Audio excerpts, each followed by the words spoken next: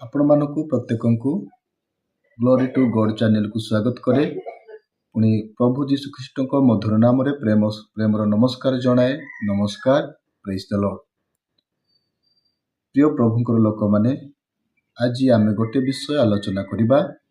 ସେହି ବିଷୟ ହେଉଛି, ଆଜି ମୁଁ ପ୍ରସଙ୍ଗ ରଖିଛି, ଈଶ୍ୱରଙ୍କ ବାକ୍ୟ ଆମ ପାଇଁ କ'ଣ ଅଟେ। ଆସନ୍ତୁ ଆମେ ମାଥ୍ୟୁ ପୁସ୍ତକ 4 ପର୍ବ 4 ପଦ ପାଠ କରିବା। କିନ୍ତୁ ଯୀଶୁ ଉତ୍ତର ଦେଲେ, ଲେଖା ଅଛି, ମନୁଷ୍ୟ କେବଳ ରୁଟିରେ ବଞ୍ଚିବ ନାହିଁ, ମାତ୍ର ଈଶ୍ୱରଙ୍କ ମୁଖରୁ ନିର୍ଗତ ପ୍ରତ୍ୟେକ ବାକ୍ୟରେ ବଞ୍ଚିବ। ଆମେ ଏହି ସ୍ଥାନରେ ଦେଖୁଛୁ, ଈଶ୍ୱରଙ୍କର ବାକ୍ୟ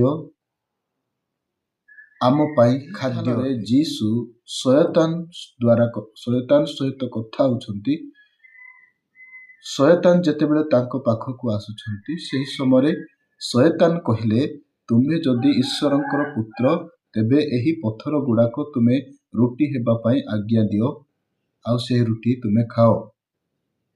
ସେତେବେଳେ ଯୀଶୁ ସେହି ଶୟତାନକୁ ଉତ୍ତର ଦେଲେ, ଲେଖା ଅଛି, ମନୁଷ୍ୟ କେବଳ ରୁଟିରେ ବଞ୍ଚିବ ନାହିଁ, ଈଶ୍ୱରଙ୍କର ମୁଖ ନିଃସୃତ ପ୍ରତ୍ୟେକ ବାକ୍ୟ ଦ୍ୱାରା ବଞ୍ଚିବ। ପ୍ରିୟ ପ୍ରଭୁଙ୍କର ଲୋକମାନେ, ଈଶ୍ୱରଙ୍କର ବାକ୍ୟ ଆମ ପାଇଁ ଖାଦ୍ୟ ଅଟେ। ଆମେ ଏହି ଖାଦ୍ୟ ବିଷୟ ଆଲୋଚନା କରୁଛୁ। ଖାଦ୍ୟ ଦୁଇ ପ୍ରକାର ଖାଦ୍ୟ ମୁଁ ଏହି ସ୍ଥାନରେ ଉପସ୍ଥାପନା କରିବା ପାଇଁ ଇଚ୍ଛା କରେ। ଖାଦ୍ୟ ଦୁଇ ପ୍ରକାର ଅଟେ, ଯାହାକି ଶାରୀରିକ ଖାଦ୍ୟ ଏବଂ ଆତ୍ମିକ ଖାଦ୍ୟ। ଶାରୀରିକ ଖାଦ୍ୟ ଯେମିତି ଆମେ ଖାଉ, ଶାରୀରିକ ଖାଦ୍ୟ ଆମେ 2 ଓଳି ବା 3 ଓଳି ଆମେ ଶାରୀରିକ ଖାଦ୍ୟ ଖାଇଥାଉ। ପ୍ରତ୍ୟେକ ଲୋକ ଖାଇଥାନ୍ତି, କାରଣ ଖାଦ୍ୟ ନ ଖାଇଲେ କେହି ବଞ୍ଚିବେ ନାହିଁ।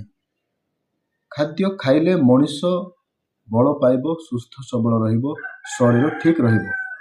ଆଉ ଖାଦ୍ୟ ଯଦି ସେ ଖାଇବ ନାହିଁ, ସେ ଭଲ ରହିବ ନାହିଁ, ସେ ଦୁର୍ବଳ ହେବା ଆରମ୍ଭ କରିବ। ଆଉ ଦୁର୍ବଳ ହଉ ହଉ ସେ ରୋଗରେ ପଡ଼ିଯିବେ। ସେଥିପାଇଁ ପ୍ରତ୍ୟେକ ମନୁଷ୍ୟ ନିମନ୍ତେ ଖାଦ୍ୟର ଆବଶ୍ୟକ। ସେ ଖାଦ୍ୟ ଯେତିକି ଦରକାର ସେତିକି ସେ ଖାଦ୍ୟ ଖାଇବ। ଶାରୀରିକ ଖାଦ୍ୟ ଶରୀର ନିମନ୍ତେ ଯଦି ଆମେ ଖାଇବା ନାହିଁ, ତେବେ ଶରୀର ଦୁର୍ବଳ ହୋଇଯିବ। ଠିକ୍ ସେହି ପ୍ରକାରେ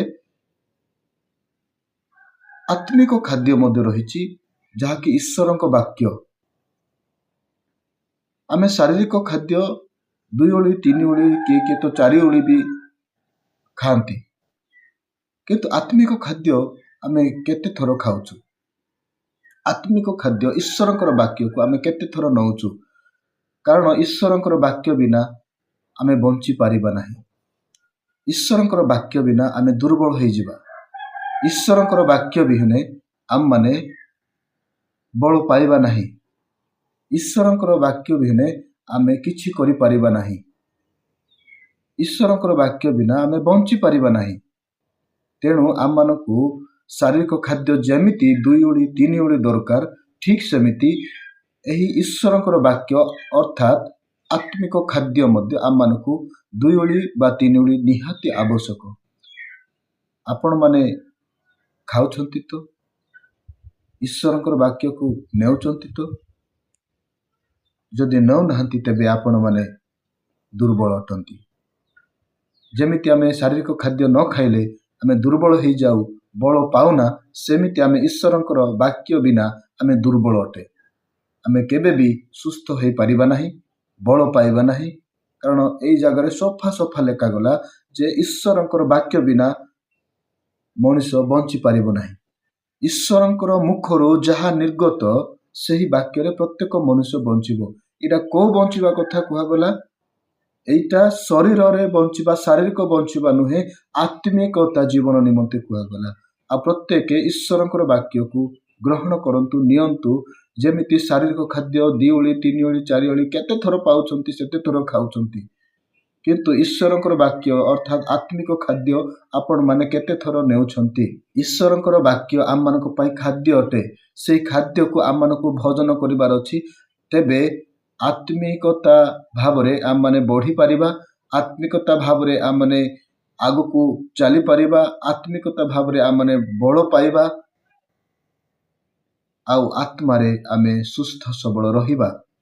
ଯଦି ଆମେ ଈଶ୍ୱରଙ୍କର ବାକ୍ୟକୁ ନଉନୁ, ଗ୍ରହଣ କରୁନୁ, ଖାଦ୍ୟ ଯେ ପ୍ରକାର ଭୋଜନ କରୁଛୁ ଏ ପ୍ରକାର ଯଦି ତାହାକୁ ଆମେ ଭୋଜନ କରୁନାହୁଁ, ତେବେ ଆମେ ବଞ୍ଚିପାରିବା ନାହିଁ। ପ୍ରିୟ ପ୍ରଭୁଙ୍କର ଲୋକମାନେ, ଆପଣମାନେ ଦେଖନ୍ତୁ, ସମୀକ୍ଷା କରନ୍ତୁ ଯେ ଆପଣମାନେ ଦୁର୍ବଳ ନା ସବଳ। ଯଦି ଈଶ୍ୱରଙ୍କର ବାକ୍ୟକୁ ଆପଣମାନେ ନେଉନାହାନ୍ତି, ଗ୍ରହଣ କରୁନାହାନ୍ତି, ଈଶ୍ୱରଙ୍କର ବାକ୍ୟକୁ ଆପଣମାନେ ଦେଖୁନାହାନ୍ତି, ତେବେ ଆପଣ ଦୁର୍ବଳ ବୋଲି ଜାଣନ୍ତୁ। ଈଶ୍ୱରଙ୍କର ବାକ୍ୟକୁ କେମିତି ନେବା, କୋଉ ପ୍ରକାର ଭାବରେ ନେବା? ଆପଣମାନେ ବାଇବଲ ବାହାର କରନ୍ତୁ,